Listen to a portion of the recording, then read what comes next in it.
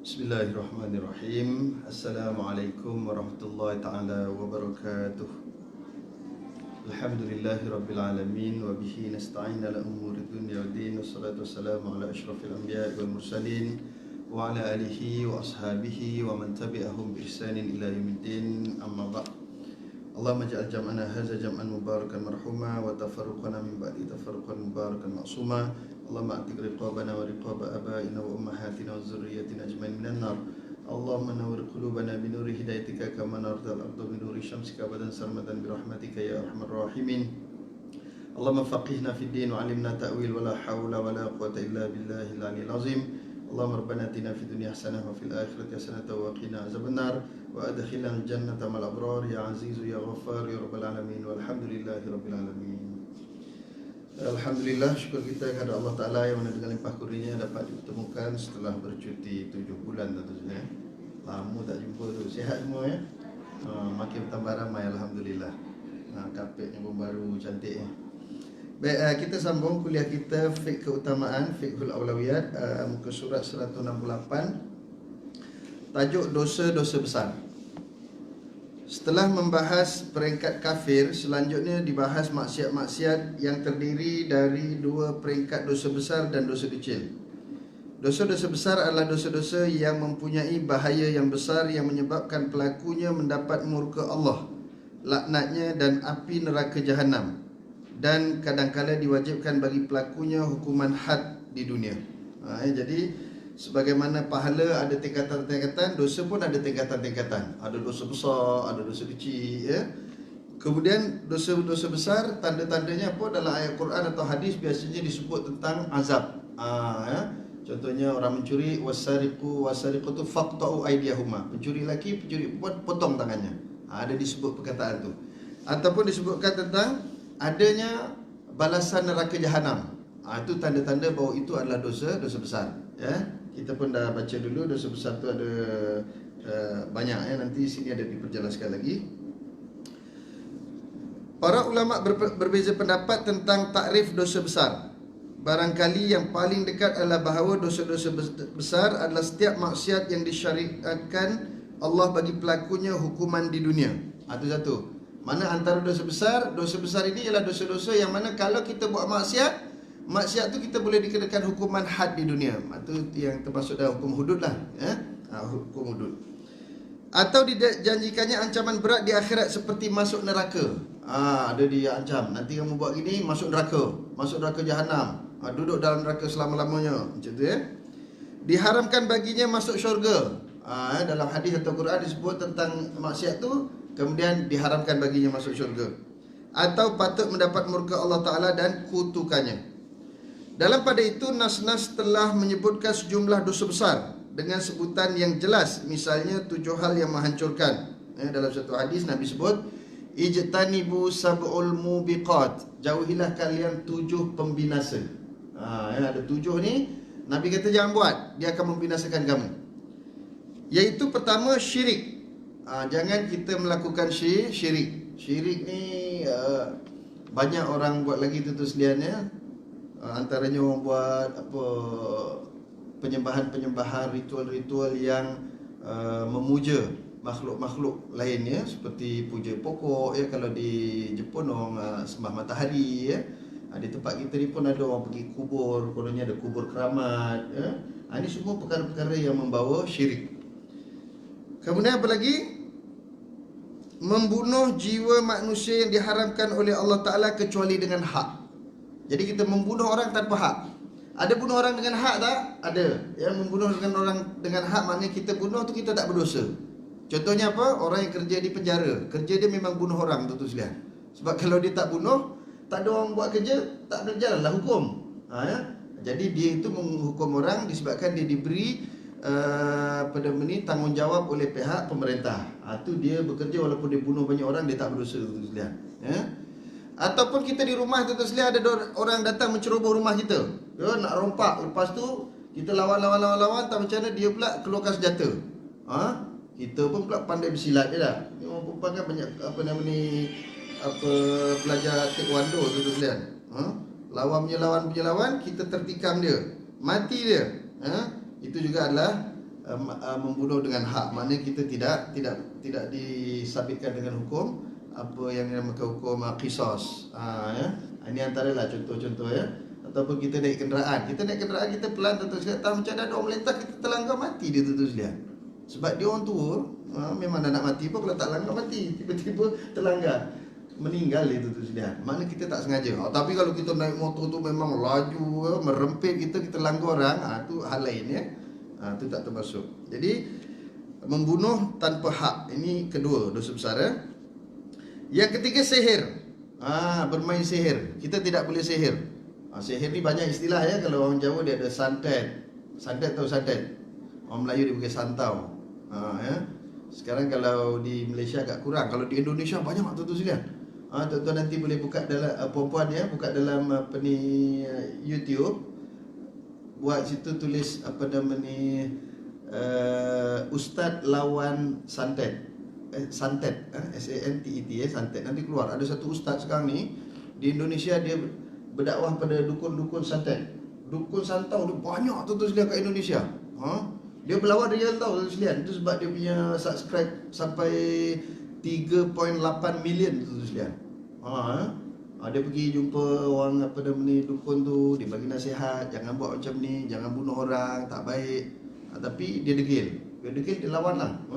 Kadang sampai ustaz tu pun muntah darah tu sekalian.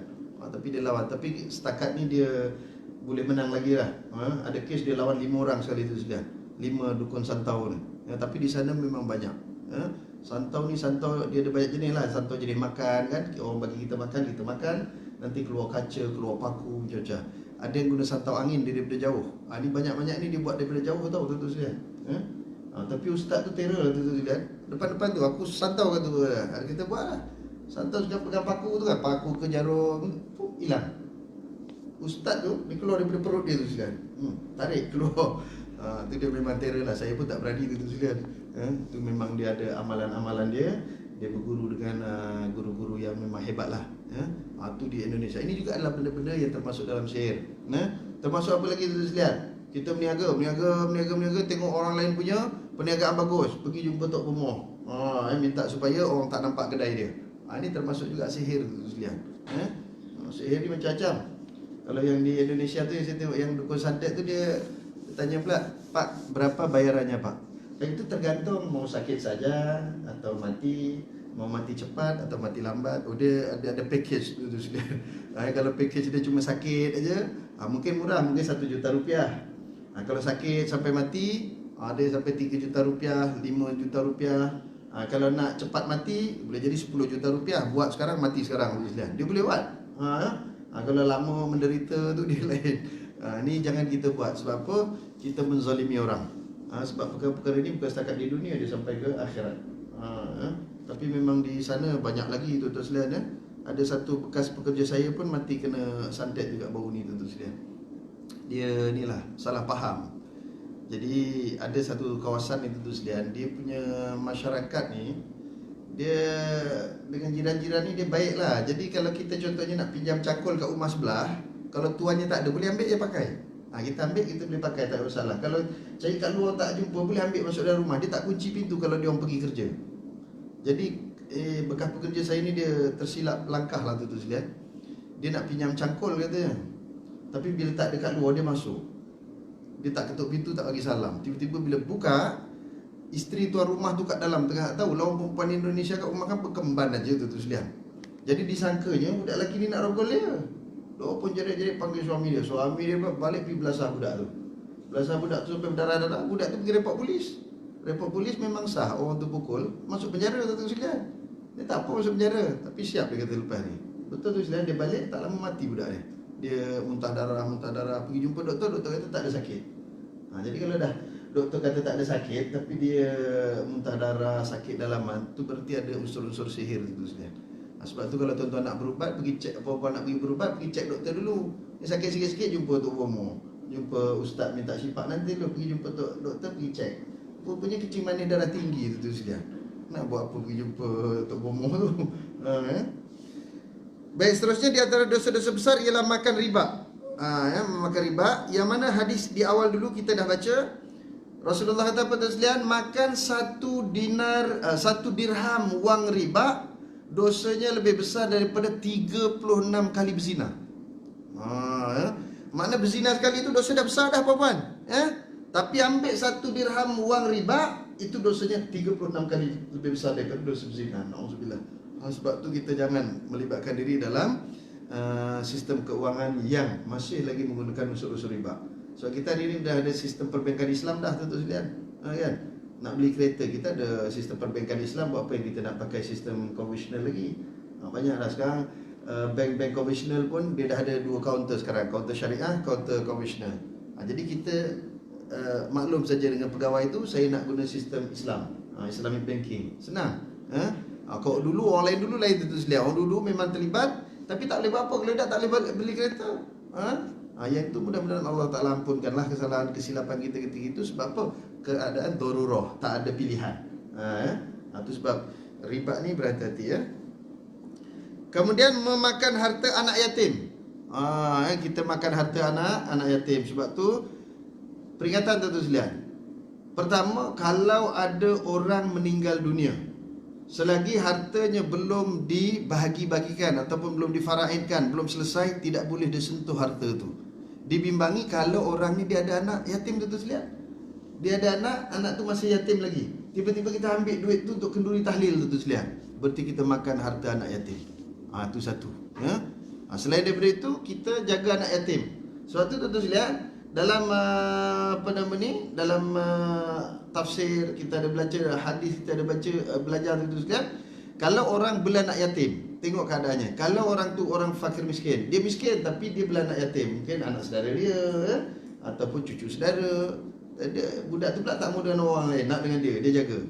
Dia boleh ambil sedikit upah untuk dia sama-sama makan tuan-tuan sekalian. Kalau dia tak ambil upah langsung, dia tak makan, mati macam mana nak jaga budak tu? Boleh ambil tapi sekadar yang perlu saja. Tetapi kalau orang tu orang kaya, dia memang milioner, kemudian dia jaga anak yatim, dia tidak boleh ambil duit anak yatim tu tuan-tuan sekalian, walaupun alasan upah. Kau dah kaya, nak upah apa pula? Dan dalam Quran pun tuan-tuan sekalian diingatkan bahawa orang-orang yang makan harta anak yatim ni, harta-harta tu nanti akan jadi bahan bakar di dalam perut dia, di dalam neraka. Jadi jaga-jaga dengan anak yatim tu sekalian. Ini kadang-kadang ada orang bela anak yatim ya, berebut sebab apa? Sebab orang suka derma pada anak yatim. Jadi dia pun bela banyak-banyak supaya dia boleh banyak dapat kutip duit anak yatim tu untuk peribadi tu tak boleh. Kalau kita bagi untuk anak-anak tu, kita ambil sedikit untuk upah tu tak apa. Ini diambil itu yang kita selalu tengok tahfiz amal tu. Tahfiz amal tu tutup sekalian, tutup buka lagi. Ni sekarang buka lagi dah. Tahun lepas dah kena tutup dah dengan kerajaan negeri Kedah. Sebab tuan-tuan sekalian kebanyakan tu bukan anak yatim, anak-anak dia orang je tuan-tuan sekalian. Dan mereka ni adalah bekas-bekas arkam dulu asalnya. Dapat collect duit banyak tuan sekalian, tokeh dia joli sana sini. Sebab itulah tempat tu ditutup. Ni dia dah mula buka balik dah tuan-tuan sekalian. Kita selalu tengok dia letak budak tu dekat petrol station kan, sampai malam tuan sekalian. Itu aku tanya budak tu daripada kecil sampai besar dah tuan sekalian. Kau yang perempuan-perempuan tu dah boleh nikah dah tuan sekalian. Tanya dia, ke macam mana duduk sini ni, tak belajar ke? Belajar lah cik, dia kata. Habis kau balik pukul 9 kau belajar kat mana? Mana ada sekolah buka pukul 9 malam, katanya. Ni pun tengah belajar lah cik, kata dia. Saya kata belajar apa? Belajar sampai dengan orang macam cik, kata dia. Aduh, mujur aku sabar, kalau dah aku merampok. Kadang-kadang kita kesian, tapi dia ni dah di-train macam tu tau. Ya. Boleh kuat sikit tak kak? Tak dengar lah kak.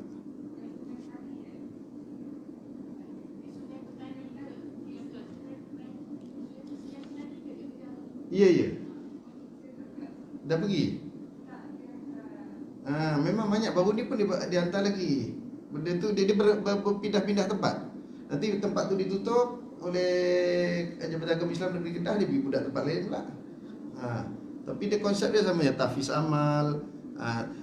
Nanti kalau puan tengok nama senarai dia punya penjaga tu, dia pakai nama tabib sekian, tabib. Lepas tu ada rawatan amal tu pun serupa juga, ada satu grup tu. Dulu dia pernah geng dia juga lah, tak tahu lah sama ada orang yang sama ataupun tapi grup yang sama. Dia buka di ni, kalau puan perasan dekat Puchong tu, section 20 nak pergi Puchong. section 22 tak silap, sebelah kanan tu lepas daripada maple tree tu, sebelah kanan dekat depan Shell. Dulu kilang Perwaja. Dia duduk situ, dia letak banner besar-besar Ustaz. Tapi sekarang dah tak ada dah. Sebab benda-benda ni benda yang tak betul Ustaz. Dia menyalahgunakan dana orang ramai. Kalau dia betul-betul jaga anak yatim tak apa, macam asrama damai kan dekat Kuang. Kita tahu anak yatim tu dijaga, kemudian memang ada orang bagi itu, dibagi pada akaun anak-anak tu supaya nanti bila dia dewasa dia ada simpanan untuk dia belajar. Itu tak apa Ustaz. Baik, seterusnya menuduh wanita suci sebagai berzina, penzina. Ini dinamakan apa? Al-Qazaf. Termasuk dalam hukum hudud juga, Qazaf. Menuduh orang perempuan yang suci. Makna orang perempuan ni dia baik, dia tutup aurat, dia jaga akhlak dia. Tiba-tiba ada orang tuduh, dia ni berzina. Maka orang yang menuduh tu, kalau dia tak boleh dapat 4 orang saksi, dia akan dibawa ke mahkamah dan dia akan dituduh dengan tuduhan Qazaf. Menuduh orang perempuan yang baik. Tapi kalau perempuan tu Muslim, dia memang keluar rumah dah lah tak pakai tudung, pakai skirt ya, pakai skirt. Kemudian dengan sini coklat, sini hijau, sini biru, hidungnya pun ya Allah, rambutnya berjurai-jurai gitu ya. Kemudian patah nampak orang lelaki, dia pergi goda orang lelaki. Kalau orang tuduh dia berzina, walaupun dia tidak berzina, dia tidak boleh kata orang mengatakan qazaf pada dia. Sebab apa? Sebab dia tidak menjaga maruah. Jadi setiap orang wajib menjaga maruah diri masing-masing. Kalau orang tuduh, baru dia boleh ambil tindakan di mahkamah. Ini dia pun tak jaga diri dia, macam mana? Jadi dia telah mendedahkan diri kepada fitnah. Kita kena faham Muslim dia selalu orang sebut, jangan fitnah. Memfitnah itu dosa besar. Memfitnah itu lebih besar daripada membunuh. Kita marah orang fitnah kita, tetapi kita duduk di tempat yang boleh mendatangkan fitnah. Itu macam mana? Sebenarnya kita juga berdosa sebab kita menempatkan diri di tempat yang menjadi punca kepada fitnah. Macam orang pergi lalu kedai Magnum ke apa nama ni, Sport Toto ke, dia pergi masuk pakai kopiah, pakai jubah. Pasal apa? Dia bukannya nak beli nombor ekor, dia nak tegur kawan dia tengah beli nombor ekor. Tapi kalau orang lalu orang tak kenal, Pak Haji tu pakai jubah pun beli nombor ekor, kata dia. Salah siapa tu dia? Salah kita. Sebab kalau kita nak tegur, tunggulah kawan tu keluar. Kita dah tahu dah tempat tu tempat yang tidak baik. Buat apa kita masuk dalam? Bila dia keluar, kita tegur dia kat luar. Macam tu boleh, betul. Ini pergi konon berani sangat, andal. Masuk, sudah balik. Alah Pak Haji tu sembahyang jemaah dengan kuliah Sport Toto tak tinggal. Sebab apa? Kita menempatkan diri kita di tempat fitnah. Seterusnya, melarikan diri ketika menghadapi musuh dalam peperangan. Tengah perang, dia lari daripada medan peperangan, menyebabkan kita punya pasukan menjadi lemah. Maka mereka itu dianggap sebagai berdosa besar, lari daripada medan peperangan. Contoh lain yang sejenis adalah apa yang dibenarkan oleh hadis-hadis. Mana selain itu ada lagi dosa-dosa besar yang disebut di dalam hadis-hadis. Di antaranya iaitu derhaka kepada kedua orang tua. Derhaka kepada mak bapak kita lah. Derhaka dengan mak bapak ni bukan setakat kalau dalam Quran sebut fala takullahuma uffin. Bukan setakat kita kita bentak mak bapak kita. Termasuk juga Muslian, kita buat sesuatu yang menyebabkan mak bapak kita jatuh air muka dia. Kita buat sesuatu yang menyebabkan mak bapak kita malu di hadapan masyarakat. Itu pun termasuk dengan dosa-dosa besar dan juga derhaka kepada kedua orang tua. Jadi jagalah ya, kita ni yang kita masing-masing dah tua, sebut tu marah lah kan. Dah veteran, dah klasik kan. Kalau kereta klasik lah Muslian ya. Maknanya kita yang dah berumur ni, kita faham dah Muslian macam mana perasaan orang tua kita. Dulu kita tak tahu kan, masa kita dah tua jadi baru kita rasa pantang anak kita buat sikit, kita kecil hati. Tapi dulu mak bapak kita buat, kita tak ada pula ya. Sebab tu dalam satu hadis Nabi sebut Muslian, berbuat baiklah kepada orang tua kamu, nanti anak-anak kamu akan berbuat baik kepada kamu. Ni bagi yang muda-muda lah, yang dah tua tu dah terlajar tak boleh buat apa lah kan. Taubat je lah. Mudah-mudahan kalau kita ada salah silap, kita taubat supaya anak-anak kita pun jadi baik semula. Memang tu Selian, saya kadang banyak ada satu kuliah tu Selian, mak tu kalau makcik tu balik paling lambat. Lambat, dia duduk, dia termenung. Bila kita tanya, dia ada anak 10 Selian. Tapi 10-10 semua tak mau balik. Semua ikut bini masing-masing. Mak tu terbiar, raya pun tak balik, menangis makcik tu Selian. Dia orang Melayu ni dia tak macam orang lain. Orang Cina, India ni dia lain. Bapak pergi sebelum raya tu kan ada TV pergi jumpa kan orang tua dekat rumah orang tua-tua tu. Tanya kan, kau orang Cina India, dia jawab dia, tak apalah, saya duduk rumah pun tak ada kawan, anak-anak kerja, saya duduk sini ada kawan-kawan. Tanya dengan orang Melayu, belum cakap nangis dulu. Anak saya 7 seorang pun tak mau, nangis sekalian. Sebab dia orang Melayu ni dia lain, sensitif. Dia ada sifat kelembutan. Lagi orang Islam kan, memang macam tu dia lemah lembut. Saya minta maaf sekalian, mata ni apa dia ni, tak berapa sihat. Inilah orang jadi peladang ni sekalian, pasir masuk mata. Dah 2 minggu dah. Jadi nak kena sentiasa dibasahkan mata ni, tidak. Seterusnya, memutuskan silaturahmi. Kita putuskan tali silaturahmi dalam arti kata bermusuh dengan sahabat-sahabat kita, saudara-saudara kita, tidak bertegur siapa lebih daripada 3 hari disebabkan permusuhan itu. Tapi kalau tak bertegur siapa tu sebab seorang pergi pergi Sabah balik kena kuarantin pasal Covid, tu tak masuk lah. Ni kalau ada kawan pergi Sabah, hati-hati sekalian ya. Ni mulai semalam siapa yang balik dari Sabah kena swab dan kena kuarantin. Jangan lari tau kena kuarantin. Duduklah rumah kena kuarantin, apa masalah, 18 hari sekalian. Untuk keselamatan orang ramai. Jangan kita fikir kita je. Kita ni kadang-kadang selalu fikir diri kita. Tak ada apalah. Kalau anu pun keluarga aku je. Dia fikir macam tu. Dia tak fikir kalau dia keluar pergi kedai mamak tu, tengok macam yang Siva Gangga. Daripada mana tu, Kedah tu sampai ke Seksyen 23 Salam tu sekalian. Sebab orang sini pergi sana jumpa keluarga. Sebab ini dia bukan wabak biasa tau sekalian. Dia wabak, dia berjangkit. Jangkit tu bukannya macam jangkitan AIDS ke gitu. Kalau AIDS tu dia melalui darah, ini tak, sentuh je kena. Orang tu sentuh mikrofon, kita sentuh pula. Kita pula kena. Dia macam tu. Ni lagi dahsyat tau. Tapi kita alhamdulillah kita dah dapat kurangkan. Jadi diharap sekalian kita kena bersabar lagi lah dengan apa yang pihak berkuasa tengah buat ini. Ianya untuk kepentingan bersama sekalian. Sebab kalau tidak jadi macam negara-negara lain. Negara lain hari-hari masih lagi ratusan ribuan orang mati sekalian. Kita dapat mengekang awal alhamdulillah. Di samping kita terus berdoa pada Allah Ta'ala. Sebab yang cipta Covid ni, Corona ni Allah Ta'ala. Yang hantar pun Allah Ta'ala. Pasti ada hikmah sekalian, Allah Ta'ala hantar. Tapi kita kena sabar. Jadi kita doalah supaya Allah Ta'ala tarik balik Covid ni. Kita dah tengok dah banyak kemusnahan berlaku disebabkan Corona, terutama masalah ekonomi sekalian. Jadi mudah-mudahan Corona ini cepat baik, cepat sembuh dan kita dapat seperti dulu lagi. Ni sekarang nak pergi mana pun tak boleh. Nak pergi umrah pun tak boleh sekalian. Ada apa nak umrah pun tak boleh tu. Macam mana dah Allah Ta'ala kata tak payahlah. Benda tu sunat je. Terus pergi sembahyang jemaah pun tak mau datang, sibuk nak pergi umrah. Ada orang kita macam tu lah Ustaz. Ni, dulu masa surau masjid tak buka, banyak orang bising tau. Apalah dia kata pasar raya boleh pergi, surau masjid tak boleh pergi. Sekarang dah buka, siapa tak datang? Maghrib ada penuh Ustaz. Tak ada, Jumaat je. Jumaat je yang ramainya orang kita. Tapi komplain kuat orang Melayu kita dia. Minta maaf lah. Kadang-kadang saya pun kecil hati juga Ustaz. Yang bising-bising tu yang tak datang masjid. Yang datang masjid tak ada apa pun. Sebab dia kalau tak boleh berjemaah kat surau masjid, dia tetap jemaah juga kat rumah dengan anak isteri dia. Tapi yang jenis kaki tak sembahyang ni Ustaz, bising, popek, tapi tak datang masjid surau. Baik, seterusnya persaksian palsu. Kita menjadi saksi palsu. Benda tak betul kita kata betul. Benda betul kita kata tak betul. Apatah lagi kalau kita sampai menjadi saksi di mahkamah sehingga menyebabkan orang yang tak bersalah menjadi bersalah. Itu lagi dosanya besar sekalian. Orang tu patutnya tak bersalah, kita pun buat cipta reka-reka. Orang tu dijatuhkan hukuman, masuk dalam penjara. Berapa banyak kezaliman yang dilakukan oleh saksi tadi sekalian. Satu, kezaliman pada orang yang dijatuhkan hukuman. Yang kedua, kezaliman pada ahli keluarga dia pula yang kat rumah tu.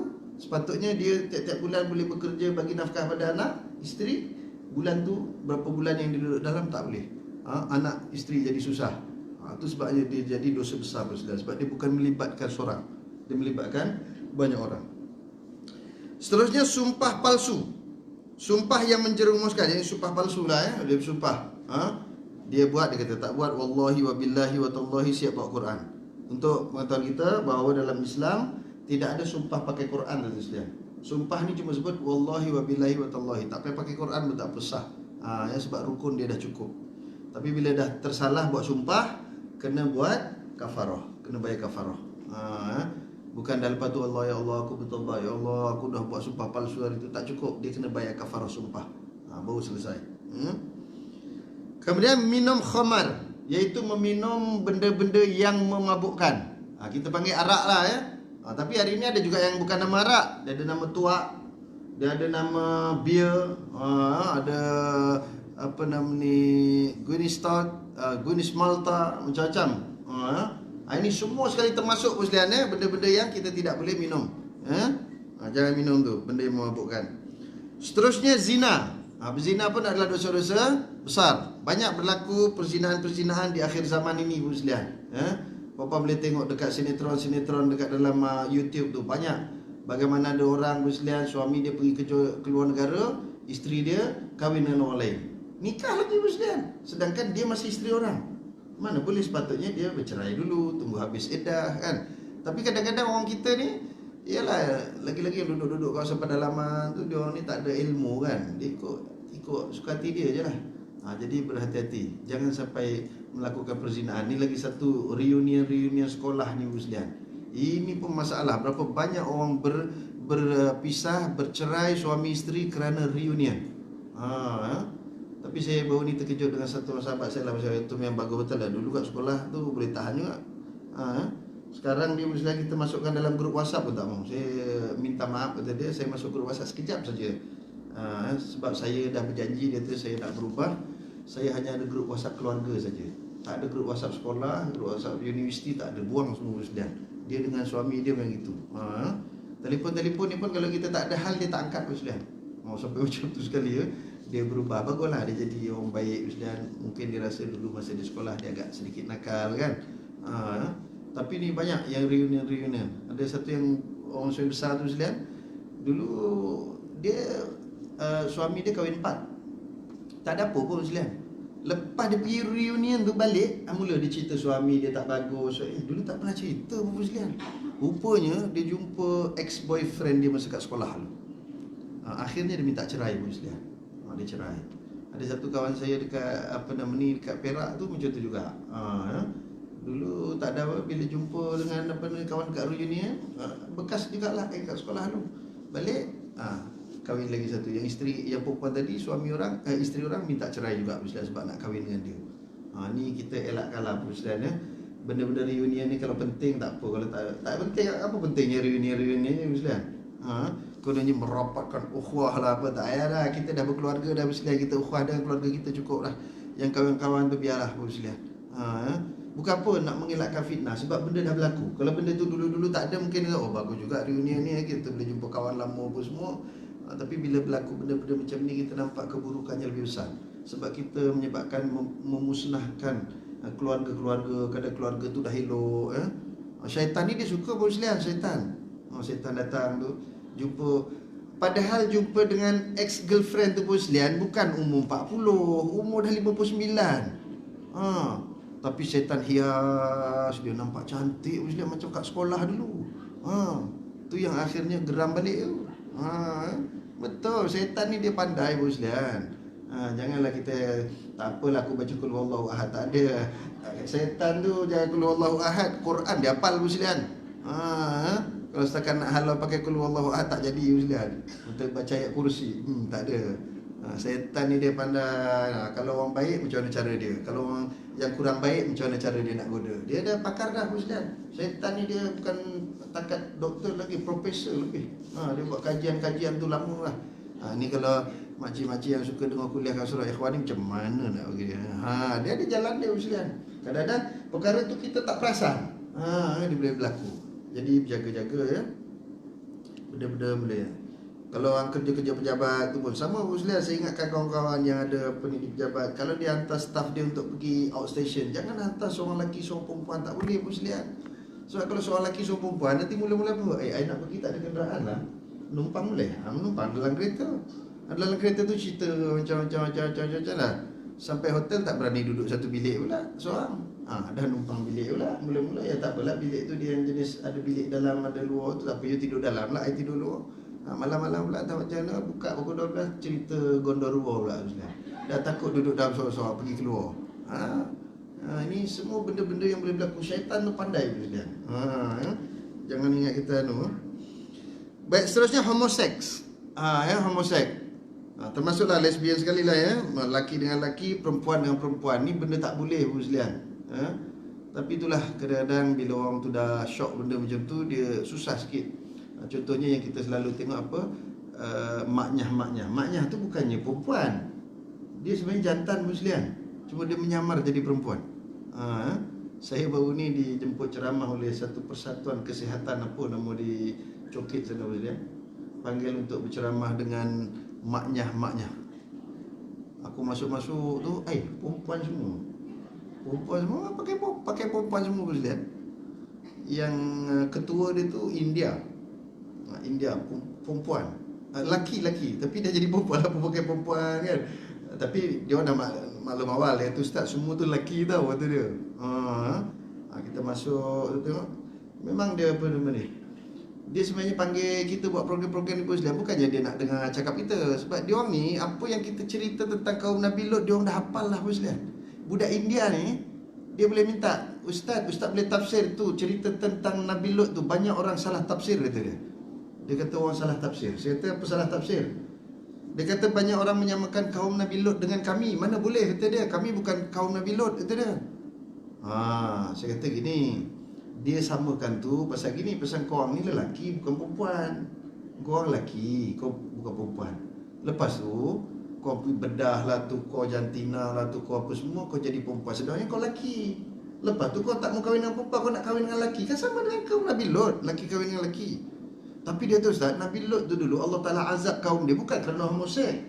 Pula saya kata, kan dalam Quran tersebut itu adalah perbuatan fahisyah, perbuatan yang keji, yang tidak pernah dilakukan oleh umat-umat terdahulu. Makna sejarah homoseks ni sekalian pertama kali berlaku ialah di zaman Nabi Lot AS.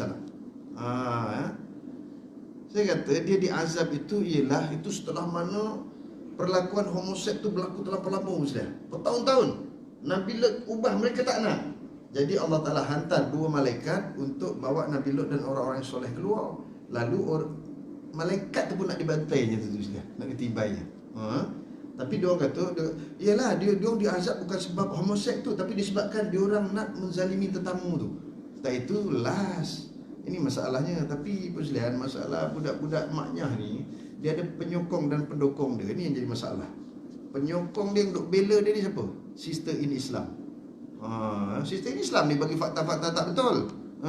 Ayat-ayat Quran ditafsir dengan cara tak betul, bagi tahu kat dia orang supaya dia orang ni boleh berlawan dengan kita Musliman.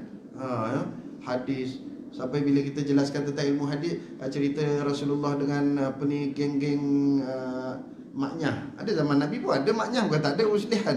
Apa tindakan Nabi terhadap maknyah? Dia kata, Ustaz, itu cerita Nabi Muhammad ni 1400 tahun, kita tak tahu betul ke tidak. Saya kata, senang kau cakap macam tu ya. Sedangkan kita nak pilih hadis ni bukan senang.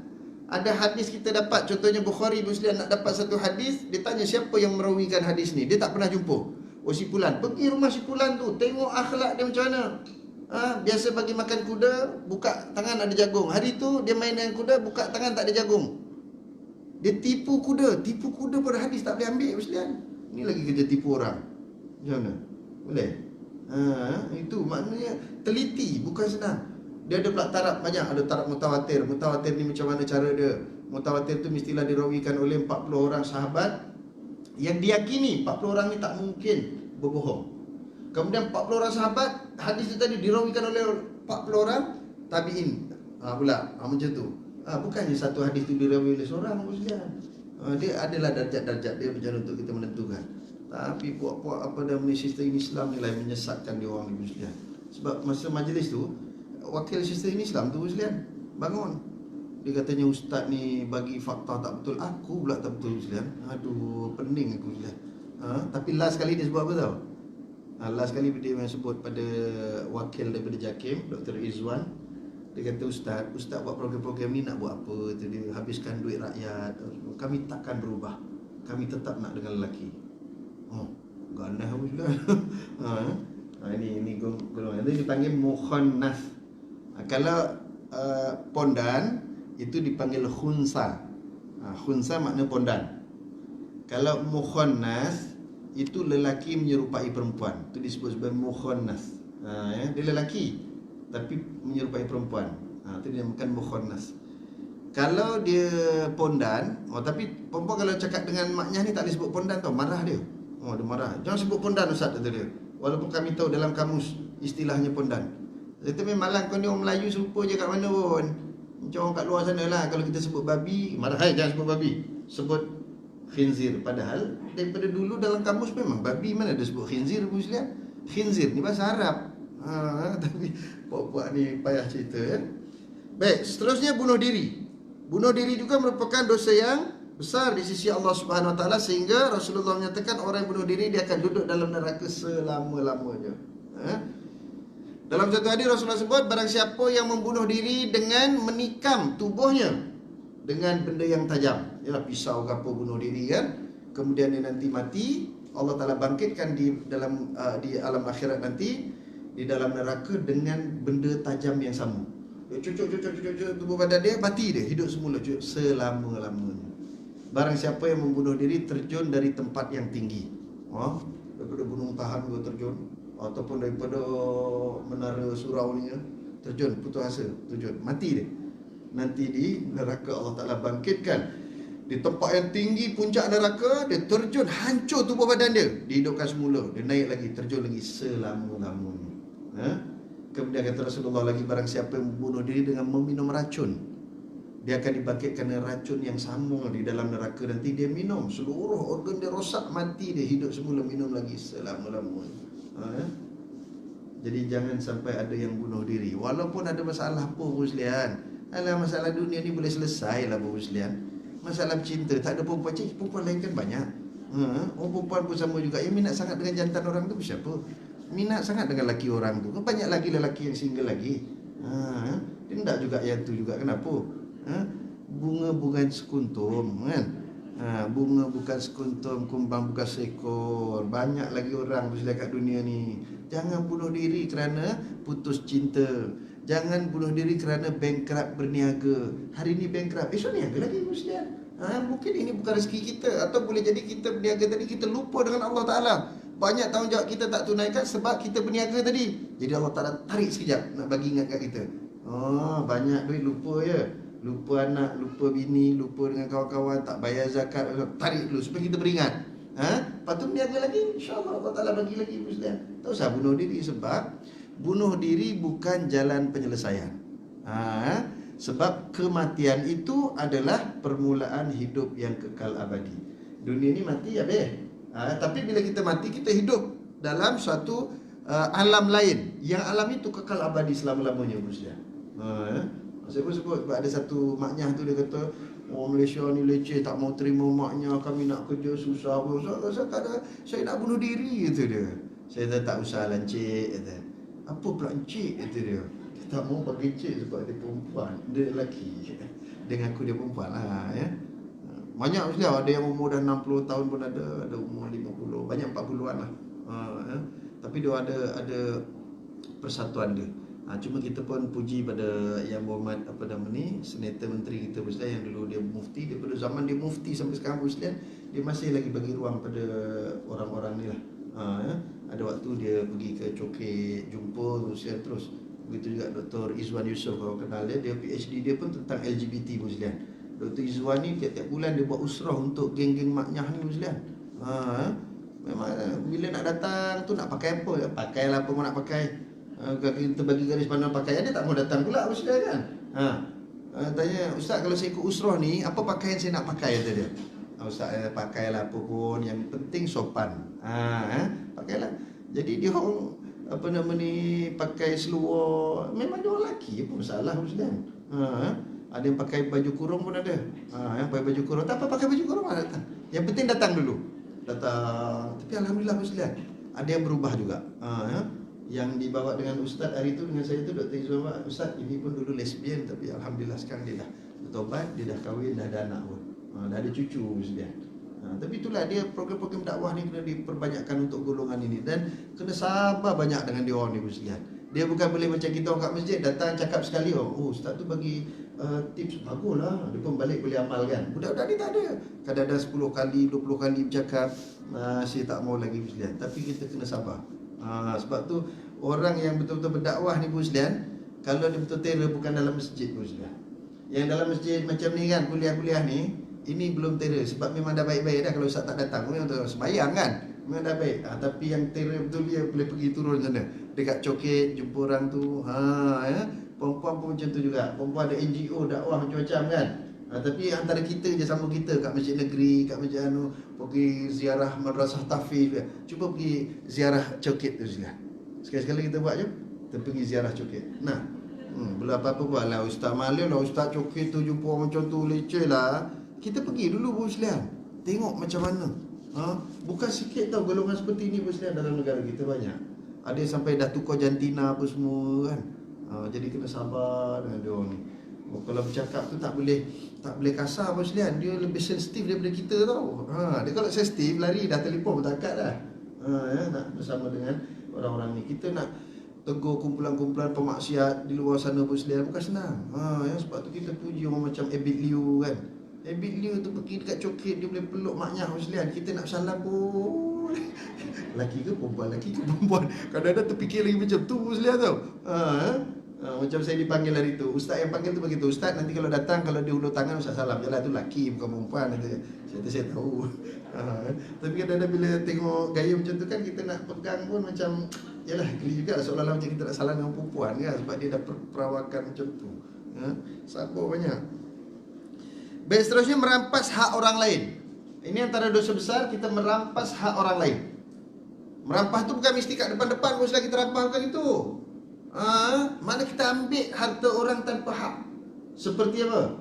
Contohnya Muslihan, kita ambil geran tanah bapak kita sakit, kita chop dia. Pasal apa? Supaya kita dapat ambil tanah-tanah bapak kita, supaya adik-beradik tak dapat. Itu dengan cara tak betul Muslihan. Ataupun bapak meninggal ni, duit banyak Muslihan. Macam mana nak bagi? Dah setuju dah, kita bagi ikut faraid. Tiba-tiba ada pula yang perempuan kata, mana boleh bang, tu 3 juta bang. Kalau nanti faraid, kita orang dapat sikit, bawa pergi mahkamah Muslihan. Sebab apa? Sebab dia nak sama rata. Tak boleh Muslihan. Sebab hak orang perempuan dan lelaki beza. Dan hak itu telah ditetapkan oleh keadilan Allah Subhanahu Wa Taala. Jangan kita mandai-mandai, mana cik, kita anak bapak juga, kita yang boleh bapak masa sakit. Kita naklah sama macam adik-beradik yang lelaki. Tak boleh, itu bukan hak kamu. Cuma boleh bincang lah, bang saya dulu yang jaga arwah ayah masa sakit, susah, tak ada kena bagi saya lebih sikit. Kan boleh, insyaAllah Muslihan adik-beradik bagi. Tapi jangan sekali-kali sampai kita bawa ke mahkamah pula Muslihan. Nanti lama. Ni ada satu kes ni dah 3 tahun dah Muslihan pergi mahkamah, tak selesai-selesai. Tak tahu hari Isnin minggu lepas tu pergi lagi, saya tak tanya lagi. Saya cakap dengan dia, Haji, kalau tak selesai juga, Haji pergi cakap dengan lawyer tu, tanya hakim tu nak berapa? Hakim tu nak berapa? Dan yang dia tangguh-tangguh pasal apa? Memang jelas Muslihan, pembahagian orang perempuan dan lelaki tak boleh sama rata. Alasan perempuan tu kata dia, masa bapak nak mati, betul-betul saya dengan suami saya depan bapak. Bapak kata nanti harta dalam tabung haji tu bagi sama rata.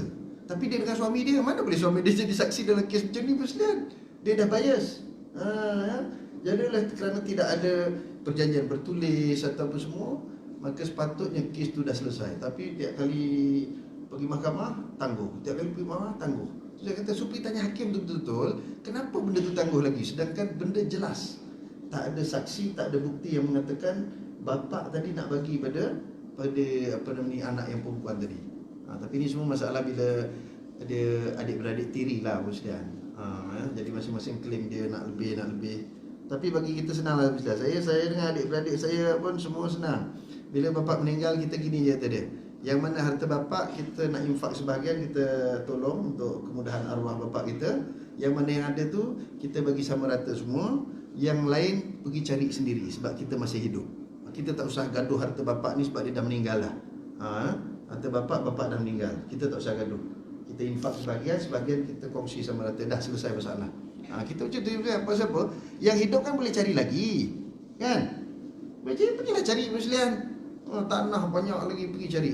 Tapi cari duit lah buat beli. Cari tanah je tak dapat. Tanah kubur je ada. Sekarang mati pun mahal tau Muslihan. Semalam saya pergi Ipoh, ada kawan tu cerita dia urus jenazah. Sekarang Ustaz, kawasan kita 1,200. 1,200. Upah nyangkul je 300. Nyangkul 300 Muslihan.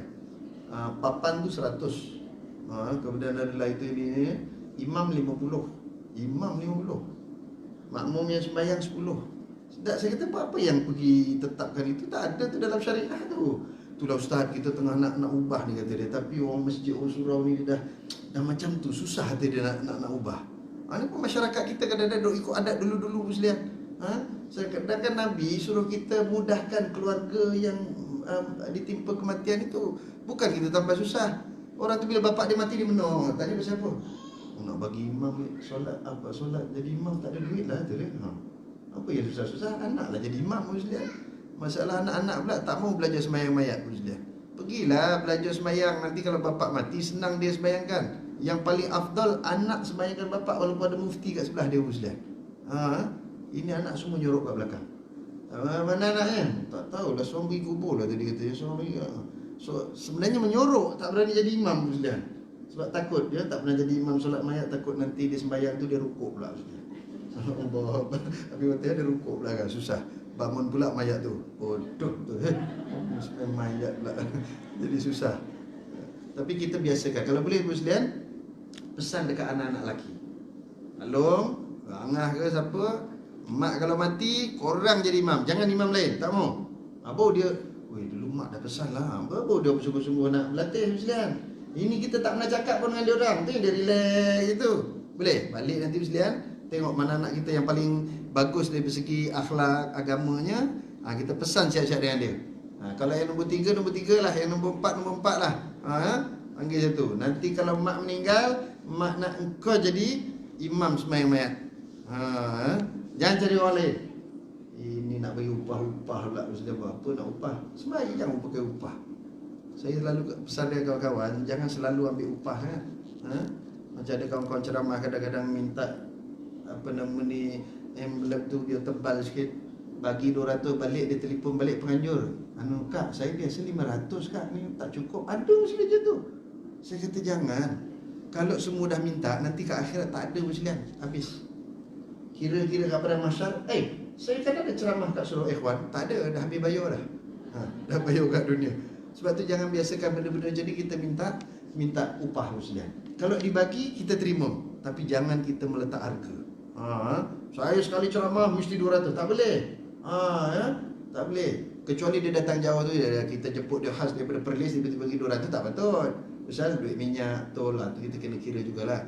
Tapi maksudnya jangan sampai yang berceramah ke ustaz tadi minta lebih-lebih pula Muslihan. Kalau dia tahu nak turun Selangor, dia carilah beberapa masjid gitu supaya ringannya lah satu masjid saja. Nak kena bayar 1,000, letih lah kan. Cari tu dia. Puan boleh tak aturkan saya surau-surau berdekatan, jadi sana bagi 200 cukup lah kan. Tapi memang ada Muslim macam tu. Jangan ya. Sini kalau tolong-tolong orang, kalau boleh ikhlas je Muslim. Tak payah minta duit. Nanti esok ke akhirat tengok ada tolong orang hari tu kat Surau Ikhwan, beda ada bayar. Tak ada lagi bayaran sana. Baik, seterusnya korupsi. Korupsi ni apa? Apa korupsi ni? Rasuah. Rasuah, riba ni dua benda yang bukan setakat dosa besar Muslihan. Dia boleh merosakkan satu-satu institusi.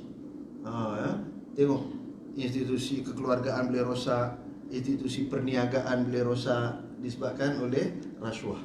Sebab tu jangan sampai terlibat dengan rasuah. Dulu kan kita selalu dengar ada bangunan runtuh lah, apa jambatan retak lah, tu pasal rasuah lah kan.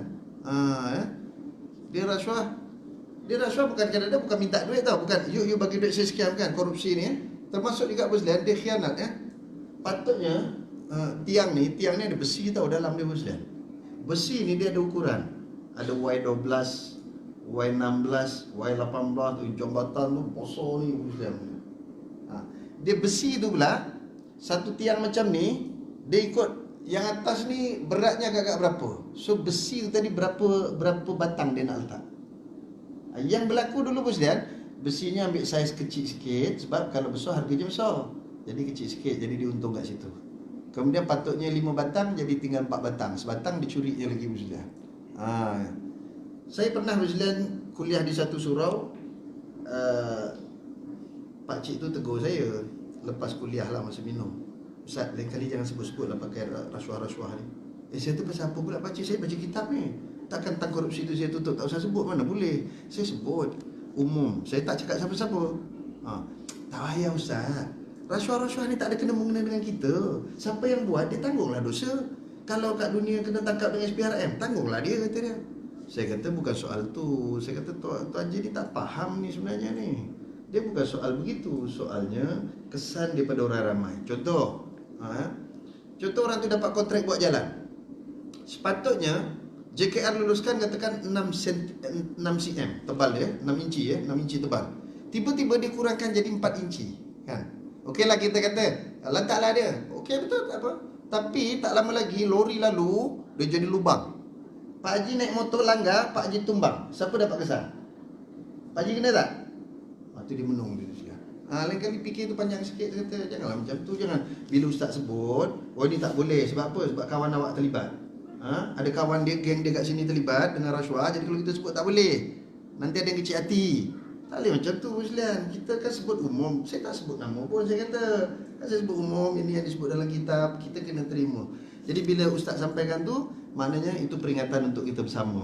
Bukan kita, oh kau rasuah ya. Kan tak sebut. Nah, saya kata yang pakcik terasa ni kenapa? Saya memang ada kawan saya buat. Kata dia, udahlah kawan buat tak apalah. Tak pakcik ingat dia. Nanti kalau naik motor masuk lubang, jawab sendiri. Bangunan macam tu juga Muslihan. Bila dia punya besi tak cukup, simen dia tak cukup, patut dia bancuhan tu satu beg, tiba-tiba dia buat 3 suku. Kan? Betul lah masa mula buat gas, buat dia cantik, tiba-tiba gempa bumi dia runtuh Muslihan. Siapa yang kena?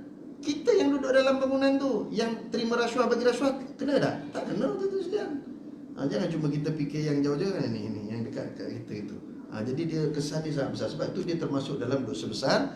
Dia benda-benda yang disebut dosa besar ni kerana apa? Dia melibatkan orang ramai Muslihan. Bukan setakat individu-individu. Menipu. Korupsi ni pecah amanah Muslihan. Tu rasuah tu ada lepas. Korupsi ni pecah amanah. Kemudian menipu.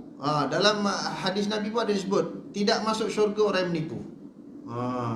Orang yang menipu bukan di kalangan kami, kata Rasulullah. Sebab Nabi tak pernah ajar kita menipu. Ni ada pula orang kata menipu boleh, Muslihan menipu halal untuk perjuangan macam-macam. Ada Muslihan istilah-istilah yang kemudian-kemudian ni. Tak boleh. Menipu di Muslihan cuma ada nipu harus. Nipu sunat ni tak ada. Ada orang kata nipu sunat. Tak ada, nipu sunat tak ada. Kalau nipu sunat maknanya benda tu jadi amalan Rasulullah. Sebab sunnah tu apa yang kita ambil daripada Rasulullah. Nabi mana ada menipu Muslihan. Tipu harus ni ada. Contoh, ada orang bergaduh di Muslihan. Aduh. Kita dengar dah dia orang gaduh ni. Tak ada siapa boleh selesai dia. Macam mana kita pun pergi. Kak Minah. Kak Minah kahwin dengan Kak gaduh dengan Kak Bedah tu pasal apa? Bedah tu dia mulut becok tau, cerita gini.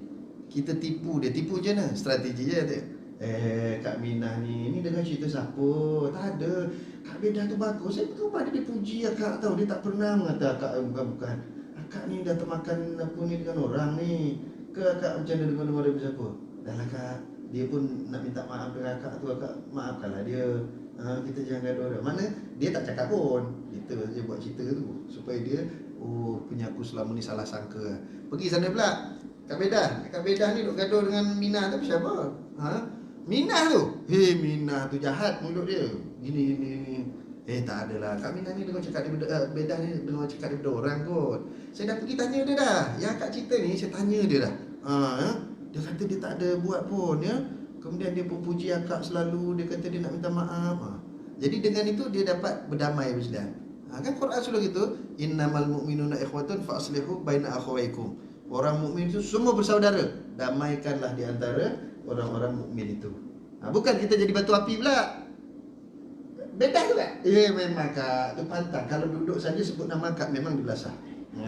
Kita pula jadi batu api. Tak boleh. Yang tu Nabi kata dalam hadis apa? La yadkhulul jannata namam. Tidak masuk syurga pengadu domba. Jangan main Muslihan. Jangan mengadu domba ya. Nanti tak masuk syurga. Baik, seterusnya mengadu domba. Sampai pun Muslihan. Baru sebut sampai dah. Mengadu domba. Ya. Jadi jangan kita mengadu domba. Mengadu domba ni dosa besar. Kawan tu asalnya elok jadi bergaduh. Kawan tu elok jadi bermusuh. Sampai tak bertegur siapa. Ini pun dosa besar. Baik, di antaranya lagi meninggalkan fardu-fardu yang asas seperti meninggalkan solat. Ini dosa besar lagi, meninggalkan benda yang fardu, yang wajib. Semua benda wajib kita tinggal, berdosa. Dosanya dosa besar. Menolak menunaikan zakat. Cukup syarat-syarat dia nak bayar zakat, tapi dia tak mau bayar zakat. Bagi alasan macam-macam. Sedangkan syarat rukunnya dah cukup. Dia kena bayar. Zakat bukan banyak Muslihan, 25% je. Kalau RM100, RM2.50. Takkanlah berat sangat RM2.50 Muslihan. Tapi lah pasal dia ada 1 juta. 1 juta 2.5%. Berapa? Dulu tak matematik ni dulu. Tapi lah kita ni tak biasa. Kita kan pakai ni otak juga. Saya pada bukan ingat Muslihan. 2.5%. Tak banyak Muslihan. Tetapi ada orang bila dia dah letak dunia tu dalam hati. Itu susah. Sebab tu dunia ni jangan letak dalam hati Muslihan. Kat luar. Biar kat luar senang kita nak bagi orang. Bila duduk dalam tu, itu nak bagi orang sikit pun minta pula. Tengok apa nama ni. Pakai kopiah bawa file datang. Dia minta mesti nak minta derma ni. Tutup pintu, salam pun tak jawab. Jadi jangan letak harta dalam hati Muslihan. Letak kat luar. Sebab harta ni bukan milik kita. Harta ni kan milik Allah Subhanahu Wa Taala. Ya? Harta bukan milik kita, milik Allah Taala. Kita ni pengurus saja. Jadi nak mengurus, kena urus ikut macam yang Allah Taala suka. Jangan urus ikut suka hati kita. Ya? Tu kena ingat. Nanti mati ditanya. Baik, di antaranya lagi berbuka tanpa uzur di siang hari di bulan Ramadan. Puasa bulan Ramadan, tiba-tiba dia puasa yang yok. Pagi-pagi buka periuk. Dia berbuka tanpa sebab. Kalau dia berbuka disebabkan uzur, boleh. Tiba-tiba tak macam mana puasa Muslihan, mulah-mulah perut Muslihan, pergi jumpa doktor lah, baru kena serang gastrik dia Muslihan. Doktor kata kena makan dulu sebab nak makan ubat. Jadi dia batalkan, tidak berdosa sebab ada keuzuran. Ataupun dia bermusafir, naik kenderaan tak macam mana, letih sangat, dia minum, boleh. Ini kalau dia berbuka puasa tanpa sebab, tanpa keuzuran, saja-saja je. Dosa besar. Dan bersikap keras untuk meninggalkan haji bagi orang yang mampu. Dia dah mampu dah Muslim menunaikan haji, syarat rukun cukup, tapi dia tak mau pergi. Alasan tak ada, belum dapat seru lagi. Nanti seru malaikat Israel baru dia tahu. Ada orang Muslim kaya, tiap-tiap tahun pergi London, pergi Amerika, pergi mana, tapi tak pergi haji. Ini pun dosa besar Muslim, ya. Jangan sampai tak pergi haji. Mana yang cukup syarat kena pergi haji lah. Cuma corona ada kemaafan. Tak pergi haji pun tak apa. Ya, sebab sekarang ni tidak menjadi kewajipan. Kewajipan menunaikan haji gugur disebabkan oleh darurah. Darurahnya apa? Darurah kerana corona. Lagipun pintu semua tutup, tak boleh pergi. Jangan ada yang sibuk-sibuk nak pergi juga. Kecuali orang-orang yang duduk di Mekah Madinah, dia boleh lah. Dia nak umrah tiap-tiap minggu, dia boleh lagi orang sana. Kita tak boleh sebab dibimbangi membawa wabak sana, ya. Di antara yang telah ditetapkan di dalam hadis-hadis Nabi, mana ada banyak lagi Muslimnya dosa-dosa besar dalam hadis Nabi, bahawa dosa-dosa besar sendiri mempunyai peringkat. Yang dosa besar tadi pun ada peringkat-peringkat lagi. Untuk itu benar dinyatakan oleh hadis, mahukah aku ceritakan kepada kalian dosa-dosa yang paling besar? Beliau juga menyebutkan sesudah syirik adalah derhaka kepada kedua orang tua dan persaksian palsu. Benar juga hadis yang menyatakan sesungguhnya dosa-dosa yang paling besar adalah seseorang mengutuk kedua orang tuanya. Dia kutuk mak bapak dia, dia maki mak bapak dia. Kemudian sahabat bertanya, ya Rasulullah, bagaimana seorang mengutuk dua orang tuanya? Macam mana orang boleh kutuk mak bapak dia sendiri pula? Jawab Nabi, seseorang mencaci maki ayah orang lain, lalu orang itu membalas dengan mencaci maki ayahnya dan juga ibunya. Sebab tu tak boleh kita caci maki mak bapak orang. Jangan ejek-ejek. Dulu cerita Piramli dah hajar dah Muslim, kan dia A.R. Tompel tu dia bercakap, Piramli terasa cerita apa tu, Doremi Muslim. Dua-dua baru balik, lari daripada rumah nak cari kerja dekat satu tempat. Air Tompel tu dia cakap pasal diri dia. Ada bini, takut bini orang sampai terasa pula.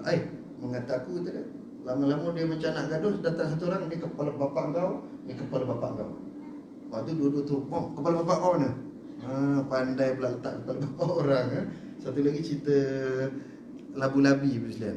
Tu pun ada juga kan, dengan MZin. Ini kepala bapak kau, ni kepala bapak aku. Berani bijak. P. Ramlee ni dia cerdik Muslim ni. Yang dia cerita dulu tu sekarang banyak berlaku Muslim. Jadi kalau tuan-tuan tak larat baca Quran, baca hadis, tengok je lah filem P. Ramlee. Yalah, kalau bacakan Quran tak mau ikut, bacakan hadis tak mau ikut, ikutlah P. Ramlee Muslim. Itu paling kurang lah. Bukanlah artinya kita tolak Quran dan hadis. Mana kalau dah orang baca Quran pun tak mau ikut hadis, ikut P. Ramlee je. Banyak punya. Jadi kita tidak boleh mengutuk mak bapak orang, kerana orang akan balas kutuk mak bapak kita. Sama juga Ustaz, dalam Quran itu kita tidak boleh menghina agama lain, tidak boleh menghina sembahan agama lain, kerana nanti mereka akan menghina Allah Subhanahu Wa Taala. Jadi janganlah kita kutuk-kutuk, hina-hina orang, tak payahlah Ustaz. Kalau orang kata kita pun, kita bersabar je lah Ustaz. Tak rugi bersabar. Cuma kadang-kadang hatilah yang panas kan. Tak apalah, hati tu kena sabar. Sebab tu sabar ni Ustaz, dia punya pahala kata Allah Ta'ala masuk syurga tanpa hisap. Orang-orang sabar itu masuk syurga tanpa hisap. So, sabar ni bukan senang. Cakap bolehlah awak sabar, tapi bila Allah Ta'ala uji, melenting kita. Sabar. Dengan demikian, ia telah memaki kedua orang tuanya ketika ia memaki ayah orang lain. Sebab makian itu menyebabkan orang lain membalasnya serupa, bahkan cenderung melebihi makian semula. Bahkan bila kita maki dia maki terlebih lagi Muslim. Bapak macam lelaki macam-macam. Dia balas lagi dahsyat lagi. Sebab tu jangan mulakan. Jangan mulakan. Ini kita kadang-kadang tengok Muslim dalam WhatsApp group ya. Oh, dia punya maki dia Muslim. Lagi-lagi orang politik ni Muslim. Dalam ya Allah, kadang-kadang aku tengok tu, ni orang Islam ke tak Islam ni? Lepas tu dalam grup tu dah lah ada anak dia, ada cucu dia, takkan dia tak malu Muslim. Membabikan orang lah apa semua, tak payahlah kita Muslim. Kalau rasa tak larat, keluar je dari grup-grup Muslim ya. Left group je. Saya pun kalau malas, saya keluar. Cuma kadang-kadang saya keluar, dimasukkan balik. Saya keluar, dimasukkan balik. Itu satu hal lagi. Duduk je lah tengok gitu. Kalau mampu kita nak tegur, malas dah Muslim. Buang masa. Saya tengok je satu grup 100 lebih delete. Buat satu lagi 300 delete. Gitu ya. Lagi minggu lepas Muslim, hari Rabu. Lepas Rabu minggu lepas, nak masuk dia terlaju Muslim satu-satu grup tu. Ada sampai 1000 lebih. Sekejap je 1000 lebih. Hari Rabu lepas ya. Sebab ada peristiwa hari Rabu lepas. Masuk tu. Saya tak larat. Tak sebab benda sama dia kadang-kadang. Sikit lagi ya. Nak berikan tajuk ni. Maka bagaimana dengan orang yang mencaci maki kedua orang tuanya secara langsung? Artinya kalau kita caci maki orang balas balik, itu pun dosa besar. Apatah lagi kalau kita maki mak bapak kita sendiri Ustaz. Bagaimana dengan orang yang menyakiti dan memukul keduanya? Ada orang sakiti mak bapak dia, pukul mak bapak dia Muslim. Saya tak boleh gambar lah Muslim macam mana orang boleh pukul mak bapak dia. Tapi ada kan? Ada yang baru ni keluar surat khabar sampai dia kelar leher mak dia Muslim. Sebab nak minta duit, nak beli dadah tak dapat. Wayang itu ibu tu yang besarkan dia, bagi makan dia. Ya Allah Muslim. Itu memang akal dia dah hilang lah Muslim. Kalau orang ada akal dia fikir. Kita di Muslim nak sepak kucing pun 2-3 kali fikir. Apatah lagi sepak mak kita Muslim. Nak sepak apa? Nak sepak apa nama ni? Yalah haiwan ke orang gitu, fikir 2-3 kali. Ini nak pukul mak bapak tau Muslim. Jadi dosanya sangat besar. Dan bagaimana dengan orang yang menjadikan kehidupan keduanya ibarat neraka kerana dijauhi dan diderhakai. Bagaimana kalau kita dah disebut pula oleh mak bapak kita ni anak derhaka. Na'udzubillah Muslim. Jangan sampai ada mak bapak kita yang kata kita anak derhaka. Dan kita pun sama. Jangan sampai terlepas sebut pada anak-anak kita. Walaupun mungkin kita kecil hati, kita marah dekat anak kita, jangan sekali-kali sebut benda-benda yang tak baik pada anak kita Muslim. Sebab ibu bapa itu doanya makbul Muslim. Kalau kita doa yang baik-baik untuk anak-anak kita, walaupun kita tahu kita berasa hati, kecil hati anak kita macam mana, kita doakan yang baik-baik. Mudah-mudahan anak-anak kita berubah Muslim. Syarat membezakan antara maksiat yang didorong oleh kelemahan dan maksiat yang didorong oleh kezaliman. Makna benda-benda yang kita buat tu disebabkan oleh kezaliman tu soal lain. Satu lagi iaitu disebabkan oleh kelemahan. Mana kita lemah, iman kita apa semua kita buat, itu dosa dia kurang sikit. Tapi kalau dengan kezaliman, dosa dia lebih besar. Baik, yang pertama seperti zina, dan yang kedua seperti riba. Kerananya riba dinilai sebagai dosa yang lebih besar. Sebab tu riba tadi lebih besar daripada dosa zina. Zina tadi berlaku kerana kelemahan iman kita, kerana kelemahan kita nak jaga hawa nafsu. Tetapi bila riba, kita telah menzalimi orang. Sebab kita telah mengenakan charge yang berlipat kali ganda daripada orang lain. Sebab tu riba itu dosanya lebih besar daripada zina. Jika Al-Quranul Karim menegaskan ancaman bagi riba, tidak seperti yang lain. Allah Ta'ala berfirman, وَذَرُوا مَا بَقِيَ مِنَ الرِّبَا إِن كُنْتُم مُؤْمِنِينَ فَإِن لَمْ تَفْعَلُوا فَأْذَنُوا بِحَرْبٍ مِّنَ اللَّهِ وَرَسُولِهِ. Dan tinggalkan sisa riba yang belum dipungut jika kamu orang-orang beriman.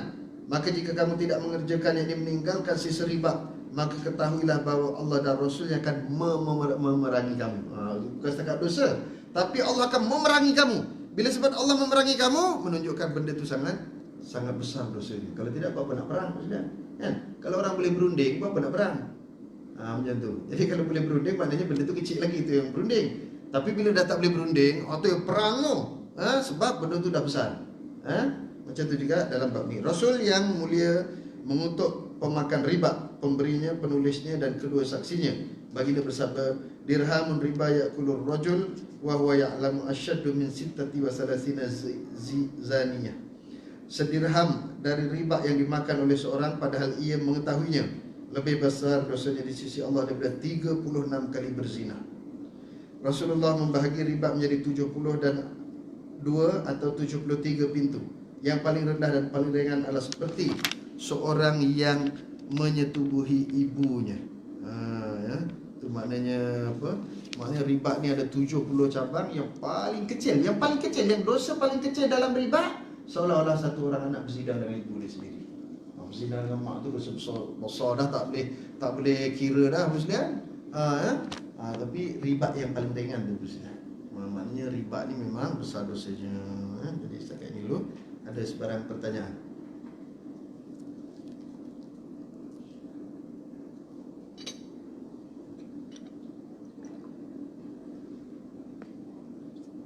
Ada tanya? Tak ada.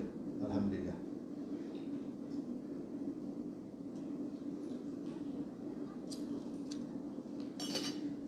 Alhamdulillah. Jadi kat luar tu kita ada buat sedikit produk-produk daripada Hafiz Muslim. Kita ada telur itik masin ni, kita buat sendiri. Kemudian ada sedikit sayur-sayur. Sayur petik tak semalam, tadi pagi tak sempat petik lagi. Ada macam-macam tu. Dan ada juga produk kesihatan berasaskan agro juga ni Muslim kat luar. Nanti siapa nak boleh dapatkan. Mak Hafiz kita pun, kita sekarang ni tengah tanam tembikai Muslim. InsyaAllah lagi 3 bulan kita akan panen tembikai. Kita nak buat program memetik tembikai di ladang. Nanti kita jemputlah siapa-siapa yang nak memetik tembikai. Ada tanam lebih kurang 700 pokok. Kalau jadi betul, kita punya target paling kurang 5 tan pun sudah. Dia ada kaedah tanam tembikai ni. Jadi kita boleh estimate tahu. Wak tu dia pandai. Dia tahu kat satu pokok ni boleh berapa biji. Jadi satu biji berapa kilo. Macam tu ya. Nanti boleh datang. Dan satu lagi Muslim, saya nak minta tolong kalau dapat. Saya tengah nak buat telaga tiup. Sebab saya atas bukit ni Muslim dah 10 tahun dah pakai air pipe ni. Jadi kos dia tinggi. Sebab sekolah masih lagi ditakdirkan sebagai perdagangan. Jadi kita punya kos air tinggi. Lepas tu pula kena pakai dua mesin untuk tarik sampai ke atas. Kalau tak sampai atas bukit tu. Saya fikir bincang-bincang, saya nak buat tiup well lah. Tiup well tu harga dia 20,000. Cuma orang yang buat tu dia bagi diskaun. Kita untuk Hafiz kita bagi 15. Kalau dekat tanah rendah dia bagi 10. Tapi pasal atas bukit dia akan tebuk lebih kurang 200 kaki. Jadi dia minta 15,000. Cuma dia kata kalau boleh dapatkan dulu deposit dalam 8,000 lah. Jadi kalau ada tu insyaAllah minggu depan dia orang dah start lah. Kemudian kita pun sekarang penggunaan air banyak. Pasal kita selain daripada untuk staf, warga, sekolah tu guna untuk minum, untuk mandi, kita juga gunakan untuk minum ternakan kita. Ni pula nak tanam pokok-pokok lagi. Kita nak tanam durian dulu sekalian. Alhamdulillah kami dah dapat kumpul wakaf 60 pokok durian. Durian musangking dan durian duri hitam. Nanti kita akan tanam sebelah atas. Kemudian kita buat chalet sikit, ada kolam renang, ni kita nak buat tempat rekreasi. Bawah tu ada tamar, ada kandang lembu. Nanti kita buat mini zoo sekalian. Kita belalah sikit-sikit, landak 2-3 ekor apa semua. Biasanya tempat-tempat ni dia bawa pula budak-budak kalau apa ni naik kuda pusing. Tapi kita akan buat naik lembu sekalian. Jadi ada lembu-lembu besar tu kita akan buat naik. Naik lembu pusing keliling turun RM10. Ialah untuk bagi makan lembu tu. Dia lembu-lembu jenis macam ni nak kena bagi makan biar sihat betul baru dia boleh bawa ya. Seronok Muslim nanti insya-Allah lah, tapi saya tengah buat sikit-sikit ikut kemampuan yang ada lah. Jadi untuk tube well Muslim kita perlukan 15,000. Itulah saya bincang-bincang. Kalau seorang 100 pun kita hanya ada 150 orang ya. Ini dah berapa banyak Muslim? Ini pun dah 50 orang ada. Kalau seorang 100 pun banyak juga dapatnya dah. Ya. Jadi siapa yang berminat nanti boleh jumpa saya lah. Sama ada perempuan nak bagi cash ataupun nak transfer ke apa. Cuma untuk minggu ni saya nak dapatkan dulu 8,000 untuk nak bayar deposit. Jadi dia orang boleh buat dah. Bila dah buat tu baki lagi 7,000 tu boleh bayar sikit-sikit dan suan-suan lah sebulan 1,000 ke 2,000 ke sampai habis macam tu ya. Jadi siapa yang berminat, ini pun salah satu wakaf. Macam zaman Nabi dulu pun ada wakaf telaga ya yang dibeli oleh Sayyidina Osman daripada suatu orang Yahudi yang sampai sekarang airnya dipakai Muslim. Maknanya kalau perempuan bagi tu bukan setakat kita minum saja, tapi haiwan-haiwan apa nama ni, pokok-pokok tumbuhan ni mendoakan kita Muslim banyak ya. Jadi insya-Allah nanti ikutlah siapa sekarang yang boleh bantu ataupun perempuan kumpul dulu ramai-ramai, dah ada baru bagi pun boleh juga insya-Allah ya. Bismillahirrahmanirrahim. Alhamdulillahirabbil alamin wassalatu wassalamu ala asyrafil anbiya'i mursalin wa ala alihi washabbihi ajmain. Allahumma ij'al jam'ana hadza jam'an mubarakan marhuma wa tafarruqana min ba'di tafarruqan mubarakan ma'suma. Allahumma atik riqabana wa riqaba abaina wa ummahatina wa dhurriyyatina ajmain minan nar. Allahumma anfa'na bima 'allamtana wa 'allimna ma yanfa'una. Allahumma rabbana zidna ilman warzuqna fahma. Allahumma ya Allah Tuhan kami bersyukur dengan limpah kurnia-Mu menjadi hamba yang beriman ya Allah. Jadikanlah kami hamba-hamba yang sentiasa mentaati perintah-Mu dan meninggalkan segala larangan-Mu ya Allah. Permudahkanlah urusan dunia kami dan akhirat kami ya Allah. Allahumma ya Allah Tuhan kami, berikanlah kami kesihatan ya Allah. Berikanlah kami rezeki yang barakah ya Allah. Allahumma ya Allah Tuhan kami, Kau berkatilah seluruh jamaah yang hadir pada pagi ini ya Allah. Kau rahmatilah taman perubahan tempat kami tinggal ini ya Allah. Bukakanlah pintu keberkatan daripada langit dan bumi buat kami semua ya Allah. Allahumma ya Allah Tuhan kami, Kau ambillah balik corona ini ya Allah, kerana ia telah banyak menyusahkan kami ya Allah. Kami insaf, boleh jadi ia kerana dosa-dosa kami ya Allah. Tetapi cukuplah ya Allah dengan penderitaan yang telah ditanggung oleh seluruh dunia pada hari ini disebabkan corona itu ya Allah. Allahumma ya Allah Tuhan kami, Kau panggil baliklah corona ini ke sisi-Mu ya Allah. Allahumma rabbana atina fid dunya hasanah wa fil akhirati hasanah wa qina azabannar wa adkhilnal jannata ma'al abrar ya azizu ya ghaffar ya rabbal alamin. Walhamdulillahi rabbil alamin. Taqabbalallahu minna wa minkum. Wabillahi taufiq wal hidayah. Assalamualaikum warahmatullahi taala wabarakatuh.